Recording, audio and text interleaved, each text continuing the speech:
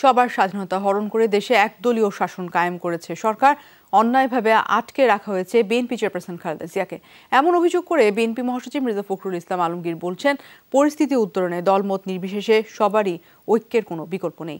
মহান স্বাধীনতা দিবস উপলক্ষে আয়োজিত বিএনপির আনন্দ র্যালি পূর্ব সমাবেশে এইসব কথা বলেন মির্জা ফখরুল। জাতীয় নির্বাচনের পর এই প্রথম রাজপথে বড় ধরনের শোডাউন করল বিএনপি। আয়োজনটা স্বাধীনতা দিবস উপলক্ষে আনন্দ র্যালির। নিজেদের মতো করে বিভিন্ন ইউনিটের নেতাকর্মীরা অংশ নেন কেন্দ্রীয় এ কর্মসূচিতে। সভা সমাবেশে বিএনপি নেতারা যেসব কথা বলেন সেসবের প্রতীকী উপস্থাপনা ছিল র্যালিতে, ছিল আনন্দ উদযাপনের নানা অনুষঙ্গ।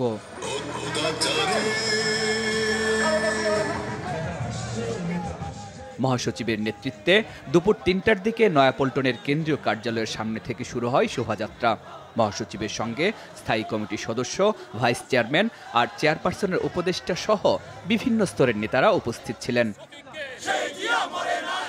এছাড়া অনেকদিন পর ছাত্রদল, যুবদল সহ বিএনপির অঙ্গ আর সহযোগী সংগঠনের নেতাকর্মীদের স্বতঃস্ফূর্ত অংশগ্রহণ দেখা গেছে কর্মসূচিতে। মহানগরের পাশাপাশি আশপাশের জেলা থেকেও স্বাধীনতা দিবসের র্যালিতে অংশ নেন নেতাকর্মীরা। অনেকদিন পর বিএনপির এই স্বাধীনতা দিবস উপলক্ষে র্যালিটি মূলত খালেদা জিয়ার মুক্তি আন্দোলনের রূপ পেয়েছে। কারণ তৃণমূল নেতাকর্মীদের স্লোগান কিংবা কেন্দ্রীয় নেতাদের বক্তব্য সবকিছুই আবর্তিত হয়েছে খালেদা জিয়ার মুক্তি আন্দোলনকে ঘিরে। স্বাধীনতা দিবসের এই র্যালিতে আমরা অকুণ্ঠ চিত্তে বাংলাদেশের সবচাইতে জনপ্রিয় নেত্রী দেশনেত্রী বেগম খালেদা জিয়ার মুক্তি দাবি করছি। খালেদা জিয়ার মুক্তি মানে বাংলাদেশের গণতন্ত্রের মুক্তি। খালেদা জিয়ার মুক্তি মানে বাংলাদেশের স্বাধীনতা, সার্বভৌমত্ব সমুন্নত রাখা। নাইটিঙ্গেল মোড়, কাকরাইল ও মালিবাগ ঘুরে দলীয় কার্যালয়ের সামনে শেষ হয় বিএনপির আনন্দ র্যালি। এর আগে কার্যালয়ের সামনে উদ্বোধনী বক্তব্য দেন বিএনপি মহাসচিব। বলেন, ৪৮ বছরেও স্বাধীনতার সুফল পায়নি সাধারণ মানুষ। আজকে আমাদের স্বাধীনতাকে কেড়ে নেওয়া হয়েছে।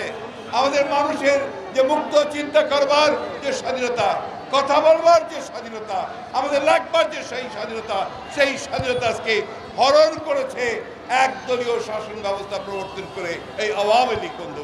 নানা ইস্যুতে সরকারের সমালোচনা করে মির্জা ফখরুল ইসলাম আলমগীর বলেন, বিএনপি চেয়ারপারসনের সঙ্গে অমানবিক আচরণ করা হচ্ছে, বঞ্চিত করা হচ্ছে ন্যায্য অধিকার থেকে। সেই মহান নেত্রীকে আজকে সম্পূর্ণ বেআইনিভাবে মিথ্যা মামলা দিয়ে তাকে তার যে ন্যায্য অধিকার, সেই অধিকার থেকে বঞ্চিত করে তাকে কারাগারে আটক করে রাখা হয়েছে।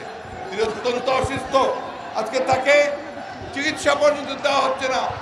খালেদা জিয়ার মুক্তি আর গণতন্ত্র পুনরুদ্ধারে সবাইকে ঐক্যবদ্ধ হওয়ার আহ্বান জানান বিএনপি মহাসচিব।